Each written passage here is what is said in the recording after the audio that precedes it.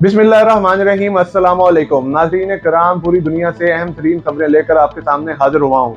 सबसे पहले तो जो डोनाल्ड ट्रंप और कामला हैरिस साहिबा के दरमियान एक डिबेट तय पा गई थी चंद रोज कबल, वो आज मंजरे आम पर आ चुकी है। नाज़रीन, आज डोनाल्ड ट्रंप और कामला हैरिस आमने सामने थे और दोनों ने एक दूसरे पर तनकीद किए, एक दूसरे पर अल्फाजों के तीर बरसाए। नाज़रीन, आपको मैं बताऊं कि डोनाल्ड ट्रंप जो है वो अपने आप को डिफेंड करते रहे। कामला हैरिस अब जो है वो डोनाल्ड ट्रंप की पिछली पॉलिसीज, जो उनकी पिछली गवर्नमेंट में जो पॉलिसीज थी उसके ऊपर तनकीद करती हुई नजर आई। सबसे अहम नुक्ता इसमें जो बयान करने वाला है वो है अफगानिस्तान से रिलेटेड। उन्होंने कहा कि अफगानिस्तान में हमें बहुत मुश्किलात का सामना करना पड़ा, आपके गलत मुआहदात की वजह से हमें बहुत ज्यादा नुकसान उठाना पड़ा। इसके जवाब में डोनाल्ड ट्रंप कहते हैं कि आपको नहीं पता, उस पॉलिसी की वजह से बहुत सारे लोग जो हमारे फौजी थे वो बच गए। उस मुआहदे की के पहले बहुत सारी अमवात हो रही थी, लेकिन उस मुआहदे के बाद बिल्कुल अमवात नहीं हुई। कामला हैरिस एक बयान देते हुए कहती उसमें नजर आई हैं कि मैं आने वाले वक्त में बहुत अच्छी पॉलिसीज लेकर आ रही हूं और उन पॉलिसीज को इम्प्लीमेंट भी करके दिखाऊंगी। और मजीद वो ये कहती हैं कि मैं इसराइल की हिमायत जारी रखूंगी। इस हवाले से डोनाल्ड ट्रंप उनको तनकीद का निशाना करते हुए कहते हैं कि कामला हैरिस, आप तो अभी भी ऑफिस का हिस्सा थी, आप हमें बताइए कि आप अब क्यों नहीं अपनी पॉलिसीज को मनवा सकी। तो इस डिबेट में नाजरीन बहुत से और भी तनकीद के तीर मारे गए एक दूसरे पर, लेकिन अभी इस डिबेट को नाजरीन मजीद आगे तक चलना है। फिर आपको लिए चलते हैं बांग्लादेश, जहां पर बैनुल अक़वामी क्राइम ट्रिब्यूनल ने भारत से शेख हसीना वाजिद की हवालगी के इक़दामात शुरू कर दिए हैं। नाजरीन, आपको मैं इस हवाले से ये बताऊं कि ये मामलात पहले भी शुरू करना चाह रही थी बांग्लादेशी गवर्नमेंट, लेकिन चंद वजूहात की वजह से रुकी हुई थी। पहले भी जो अबूरी गवर्नमेंट के चीफ हैं वो ये बात कहते हुए नजर आए हैं कि शेख हसीना वाजिद या तो बांग्लादेश वापस आ जाएं, अगर उन्होंने भारत में रहना है तो अपनी जुबान जो है वो बंद रखें। आपको एक और अहम तरीन खबर देता हूं, जहां पर नाजरीन चंद साल कबल एक शख्स नीदरलैंड में, जिसके ऊपर मुसलमानों ने ये बात कही कि उसने गुस्ताखाना डॉक्यूमेंट्रीज बनाई हैं हुजूर सल्लल्लाहु अलैहि वसल्लम के ऊपर। तो नाजरीन, डच रहनुमा गेरट विल्डर्स के हवाले से एक बहुत अहम तरीन इंकशाफ सामने आ गया है। चंद अरसा कबल नाजरीन आपको पता है साद रिजवी साहब और अशरफ जलाली साहब ने ये अपने लोगों को कहा था कि इस शख्स को कत्ल कर दिया जाए।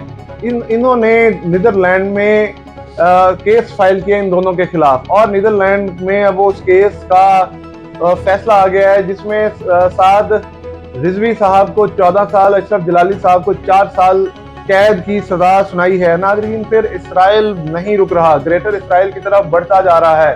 पहले लबनान, फिर उसके अलावा गजा में निहत्ते शहरियों का कत्ल, फिर लबनान और अब शाम में हमले जारी कर दिए हैं, और साथ के साथ ईरान को आंखें दिखा रहा है इसराइल। और ऐसा लगता है अब मुशर्क़े वस्ता जो है वो जंग की लपेट में आता हुआ नजर आ रहा है। नाजरीन, फिर तैयब उर्दुगान ने इसराइल के खिलाफ इस्लामी इतिहाद बनाने की ख्वाहिश जाहिर की है।